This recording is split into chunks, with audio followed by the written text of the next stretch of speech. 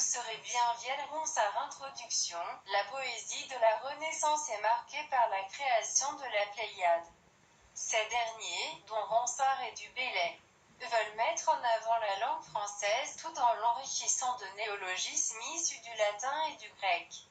Ronsard va imposer l'alexandrin et le sonnet comme forme majeure. Comme l'atteste son recueil Sonnet pour Hélène, écrit en 1578.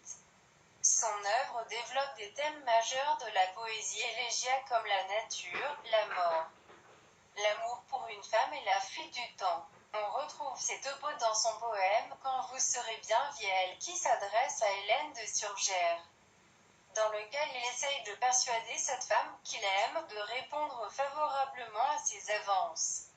Ainsi, il s'agira de montrer comment Ronsard construit un éloge paradoxal de la femme aimée dans ce poème. Pour cela, nous étudierons la situation dialogique persuasive dans ce poème. Puis nous verrons que l'auteur développe une prolepse pour accentuer la peur de la femme. Et enfin, nous pourrons montrer que ce sonnet fait un éloge du poète et de la poésie. Plan. Grand 1. Dialogue fictif pour persuader Hélène. Petit a. Idée. Situation d'énonciation construit sur une situation dialogique inventée par l'auteur. Citation. Marque de la première personne singulière. Mais, vers 3, mon, vers 7, je, vers 9. Marque de la seconde personne plurielle, vous, vers 1, votre, vers 8 et 12. Interprétation. Distance entre poète et femme. Respect hérité de l'amour courtois du Moyen-Âge et créé pour persuader Hélène de l'aime. Petit b. Idée, construction méthodique et progression dans le sonnet. Citation, 2-4-1 centré sur le futur de la femme visant à dénoncer un quotidien morne et monotone. Le premier tercet vient casser cette unité et compare les destinées de la femme et du poète, parallélisme. Je serai, vers 9 et vous serez, vers 11. Fin de comparaison aux deux derniers vers car énonciation tournée vers le futur, ce qui provoque une incitation à profiter de chaque jour. Interprétation, propos poignants et chute, grand 2. Prolepse présentant la vieillesse de la femme. Petit b. Idée, pas épanouie dans le futur et portrait ambivalent, beauté actuelle, projection vieillesse. Citation. Imparfait passé, j'étais belle, vers 4, futur, sentence irrévocable, vous serez bien vieille, vers 1. Vieille est placée à la césure pour plus d'importance. Les ravages de la beauté sont aussi présentés avec belle, vers 4 et bougie, vers 1. Interprétation, chandelle égale métaphore de la beauté qui fane. Tout comme la bougie se consume avec le temps, petit b, idée, quotidien monotone, morne et peu attrayant. Citation, au foyer, vers 11, assise auprès du feu, vers 2, assonançant, en. Interprétation, mélancolie et memento mori, aspect continu et répétitif des actions, donc beaucoup d'ennuis, grand 3 petit ai des ethos du poète, orgueil car présent dans tout le texte. Souvenir marquant après sa mort. Il se met en avant au lieu de faire son éloge.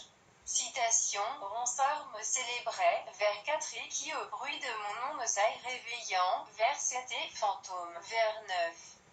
Interprétation, le poète n'est pas contaminé par les saccages du temps. Il ne sera pas oublié, petit b, idée, la poésie peut la rendre immortelle, il a donc un avantage certain. Citation, Ronsard me célébrait, vers 4 correspond à l'image qu'il laissera d'elle. Interprétation, pouvoir contre la vieillesse et sa beauté se fanera mais la poésie demeurera. Conclusion. En conclusion, nous pouvons donc dire que ce sonnet se présente comme un dialogue fictif entre le poète et Hélène. Ce dernier procède méthodiquement dans la construction de son texte, afin de mieux persuader celle qu'il aime de profiter du temps présent à ses côtés en mettant en valeur la chute qui rappelle le carpe diem d'Horace. Non sans une certaine forme de cruauté.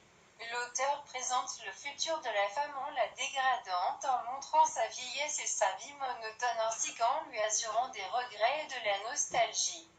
Cette prolepse effrayante, qui s'éloigne des codes traditionnels du lyrisme l'ésotérisme est une séduction atypique mais qui peut sembler efficace si l'on considère les avantages que possède Ronsard.